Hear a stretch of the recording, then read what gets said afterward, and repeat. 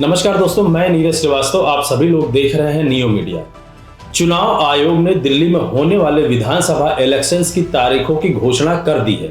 5 फरवरी को वोटिंग होगी और 8 फरवरी को काउंटिंग होगी, यानी कि 8 फरवरी देर रात तक हमें सीएम कौन बनने जा रहा है दिल्ली का, इसका पता चल जाएगा। अगर हम गौर से देखें तो लगातार 3 बार से केंद्र में बैठने वाली बीजेपी और दिल्ली से सटे स्टेट यानी कि हरियाणा में लगातार 3 बार बीजेपी का ही सीएम बना और बीजेपी ने 3 बार केंद्र में अपना पीएम बनाकर और 3 बार हरियाणा में सीएम बनाकर एक इतिहास बना दिया।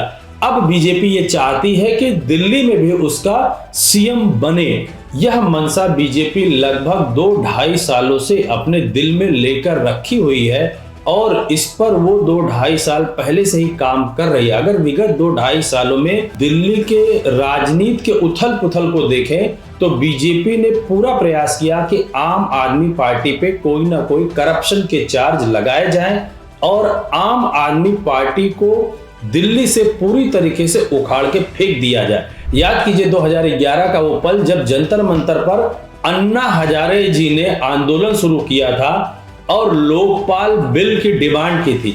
उस समय 2011 में केंद्र में सरकार में थी कांग्रेस और दिल्ली में भी कांग्रेस की ही सरकार थी। 2011 के उस आंदोलन के पीछे कहीं ना कहीं आरएसएस का बहुत बड़ा योगदान था और आरएसएस का पूरा सपोर्ट था। इस वजह से 2011 में अन्ना हजारे ने एक बहुत बड़ा आंदोलन शुरू किया और 2013 तक आते आते दिल्ली की सत्ता कांग्रेस से छिन जाती है और 2014 में भी कांग्रेस बुरी तरीके से हारती है। बीजेपी पूरी तरीके से ये चाहती है कि आम आदमी पार्टी को वैसे ही उखाड़ फेंका जाए जैसे कि कांग्रेस को दिल्ली और देश की सत्ता से उखाड़कर फेंकने में अन्ना हजारे के सहारे बीजेपी और आरएसएस कामयाब रही। विगत कुछ सालों से बीजेपी इस तरीके के काम कर रही है कि आम आदमी पार्टी की दिल्ली में छवि खराब की जाए और केजरीवाल की भी छवि को खराब की जाए, क्योंकि आम आदमी पार्टी जिस तर्ज पर उभरी थी वो सिर्फ केजरीवाल जी के चेहरे पर उभरी थी। इस वजह से बीजेपी ये समझती है आम आदमी पार्टी को दिल्ली से उखाड़ने से पहले केजरीवाल जी की छवि को कमजोर करना पड़ेगा, तभी आम आदमी पार्टी की छवि कमजोर होगी। विगत 2 सालों से ज्यादा से लीकर केस में कभी आम आदमी पार्टी के संस्थापक अरविंद केजरीवाल जी के खास दोस्त मनीष सिसोदिया जी को जेल में रखा जाता है, कुछ उनके एमएलएस को भी जेल में रखा जाता है और उसी केस में केजरीवाल जी को भी जेल में रखा जाता है, जबकि कोई प्रमाण अभी तक नहीं मिला है कि ये लोग इस तरीके के किसी करप्शन में लिप्त हैं। बस बीजेपी की एक मंशा थी कि विगत 2 सालों से आम आदमी पार्टी की छवि को कमजोर किया जाए। दिल्ली के लोगों के दिल की बात समझना है तो हमें दिल्ली के राजनीति के इतिहास में जाना पड़ेगा। अगर हम देखें 1993 में देखें तो जब 70 विधानसभा वाली सीटों में बीजेपी पहली बार अपना सीएम बनाती है और उसको 49 सीटें मिलती हैं। उसके बाद 1998 में कांग्रेस सरकार अपनी बनाती है और उसको 52 सीटें मिलती। 2003 में कांग्रेस की फिर से सरकार बनती है और उसको 47 सीटें मिलती हैं और वो पूर्ण बहुमत में फिर से रहती है। 2008 में भी कांग्रेस की सरकार बनती है और उसको 43 सीटें मिलती हैं और वो पूर्ण बहुमत में रहती है। लेकिन 2013 में बीजेपी सबसे बड़ी पार्टी बनकर उभरती है और 31 सीट पाती है, लेकिन इसके बावजूद भी वो सत्ता में नहीं आ पाती क्योंकि आम आदमी पार्टी और कांग्रेस मिलकर सरकार बना लेती है। आम आदमी पार्टी को कांग्रेस सपोर्ट करती है और वो सत्ता में आ जाती है। 2015 में आम आदमी पार्टी को 70 में से 67 सीटें मिलती हैं, जबकि 2014 में केंद्र में बीजेपी बम्पर सीटों के साथ जीतती है। 2020 में फिर से आम आदमी पार्टी 70 में से 62 सीटें पाती है, जबकि 2019 में बीजेपी बम्पर सीटों के साथ केंद्र में सत्ता में आई थी। विगत 2 असेंबली इलेक्शंस की अगर हम बात करते हैं तो आम आदमी पार्टी बम्पर सीटों के साथ अपनी सरकार बनाती है। 2015 में आम आदमी पार्टी को 70 में से 67 सीटें और बीजेपी को 70 में से मात्र 3 सीटें मिलती। वोट परसेंटेज की अगर हम बात करते हैं तो 54.6% वोट आम आदमी पार्टी को मिलते हैं और 32.8% वोट बीजेपी को मिलते हैं। 2020 की अगर हम बात करते हैं तो आम आदमी पार्टी 70 में से 62 सीटें पाती है और बीजेपी को मात्र 8 सीटें मिलती हैं। और वोट परसेंट की बात करें तो 53.6% वोट आम आदमी पार्टी को मिलते हैं और 38.5% वोट बीजेपी को मिलते हैं। इन दो असेंबली इलेक्शंस को अगर हम गौर से देखें तो आम आदमी पार्टी को 50% वोट से ज्यादा वोट मिलते हैं और वो लगभग 60 प्लस सीटें जीत जाती है और बीजेपी वोट परसेंट बढ़ते भी हैं और बीजेपी की सीटें भी बढ़ती हैं।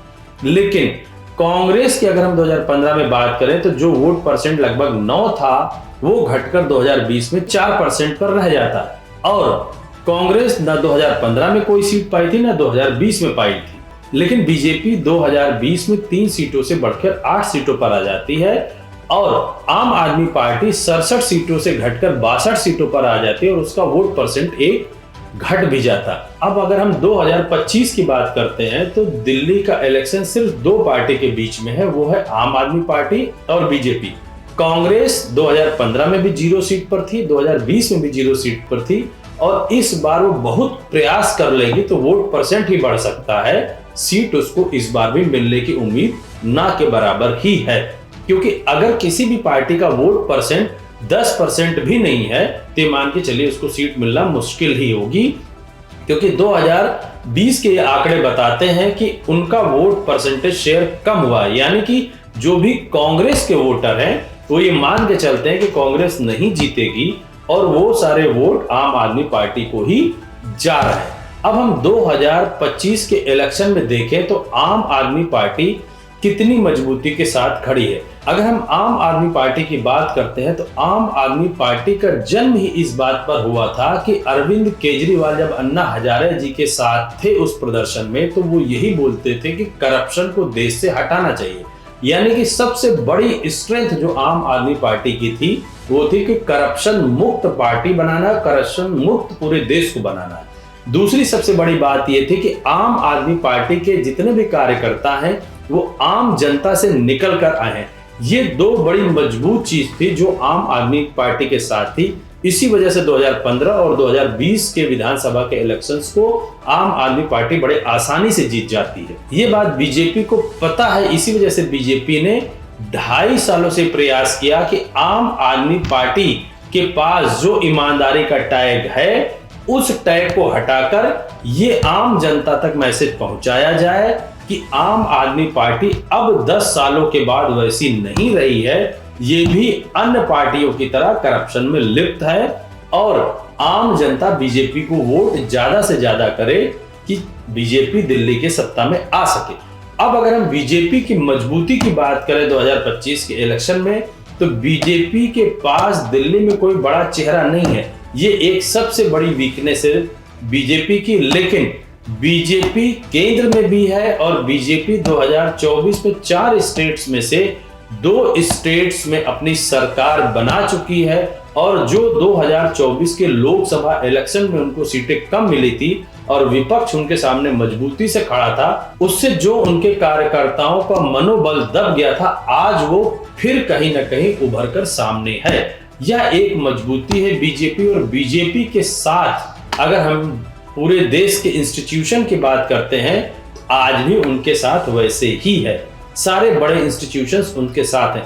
इसके बावजूद भी बीजेपी को कहीं ना कहीं इस बात का आभास है कि वो दिल्ली में सत्ता में आने के लिए आम आदमी पार्टी को सिर्फ केंद्र की राजनीति के सहारे नहीं हरा सकती, बल्कि दिल्ली में कुछ उनको करना पड़ेगा और तभी वो आम आदमी पार्टी को हरा सकती है। लेकिन आज ऐसा कुछ भी नजर नहीं आता कि जो बहुत बड़ा रिफॉर्म लाए और बीजेपी सत्ता में आ सके। अगर हम दिल्ली के इतिहास को भी देखें तो 1993 से 2020 तक के पूरे सफर में बीजेपी मात्र एक बार सरकार बनाई है और उसके बाद बीजेपी कभी भी 20 सीटों से भी ज्यादा नहीं पाई है। सिर्फ 2013 में 31 सीट पाई थी बीजेपी। उसके बाद से बीजेपी फिर कम की ओर ही दिखती हुई नजर आती है, दहाई के आंकड़े पर भी नहीं पहुंची 2015 और 2020 में। इससे ये समझ में आता है कि दिल्ली के लोग दरअसल 1993 में जो बीजेपी की सरकार रही है उससे खासा नाराज हैं। इसी वजह से उन्होंने लगातार कांग्रेस को 3 बार जिताया और जब कांग्रेस के ऊपर करप्शन का दाग लगा तो उन्होंने कांग्रेस को हटाकर बीजेपी को जिताया तो नहीं, बड़ी पार्टी जरूर बनाई, लेकिन दूसरी बार जब 2013 में इलेक्शन के बाद 2015 में जब इलेक्शन होता है तो दिल्ली की जनता ना बीजेपी के साथ गई ना कांग्रेस के साथ गई, जबकि केंद्र में 2014 में बीजेपी बम्पर सीटों के साथ सत्ता में आती, उसके बावजूद 2015 में दिल्ली की जनता आम आदमी पार्टी के साथ जाना पसंद की बनस्पत बीजेपी या कांग्रेस के। उसी तर्ज पर 2020 में भी दिल्ली की जनता आम आदमी पार्टी के साथ जाना पसंद की बनस्पत बीजेपी और कांग्रेस को, जबकि 2019 में बीजेपी फिर से दोबारा केंद्र में पूर्ण बहुमत की सरकार बनाती है। अब 2025 में भी यही कहीं ना कहीं दिखता है कि आम आदमी पार्टी आज भी मजबूती के साथ खड़ी है, जबकि अगर हम पूरे इलेक्शन को 2025 में होने वाले इलेक्शन को देखें और आम आदमी पार्टी की भी बात करें तो ये समझ में आता है कि इलेक्शन कमीशन कहीं ना कहीं बीजेपी का साथ दे रहा है और बहुत सारी ऐसी सीटें हैं जिनमें से वोटर्स के नाम काटे गए हैं, बहुत सारे वोट्स जोड़े गए। इसके बावजूद भी ये मान के चलिए कि 2015 और 2020 में जो रिजल्ट था वो लमसम वही दिखेगा। 2-4 सीट और कम हो सकती है आम आदमी पार्टी की, 2-4 सीट बीजेपी की बढ़ सकती है, लेकिन जहां तक ये आंकड़े और इतिहास बता रहे हैं उससे समझ में आता है कि आम आदमी पार्टी 55+ सीटें जरूर जीतेगी, जबकि 55 से 56 सीटें ऐसी हैं इस बार दिल्ली में जिनमें वोटर्स की संख्या बढ़ गई है और लगभग 15-16 सीटें ऐसी हैं जिसमें वोटर्स की संख्या घट गई है। लेकिन इसके बावजूद भी ये मान के चलिए आम आदमी पार्टी आज बहुत मजबूत स्थिति में खड़ी है, क्योंकि आम जनता दिल्ली को इसको पता है कि जो भी केजरीवाल के ऊपर या मनीष सिसोदिया जी के ऊपर एलिगेशंस लगाए गए हैं अभी तक वो प्रूफ नहीं है और कहीं ना कहीं वो बीजेपी के लिए निगेटिव बन गया है कि बीजेपी ने जानबूझकर ये काम किया है उनकी छवि को धूमिल करने के लिए। आने वाले समय में देखना बड़ा दिलचस्प होगा कि दिल्ली की राजनीति किस करवट बदलती। हमारे चैनल की पूरी निगाहें इस पर बनी हुई हैं। मैं अपने सारे दर्शकों से बोलता हूँ चैनल को ज्यादा से ज्यादा सब्सक्राइब करें, शेयर करें। धन्यवाद।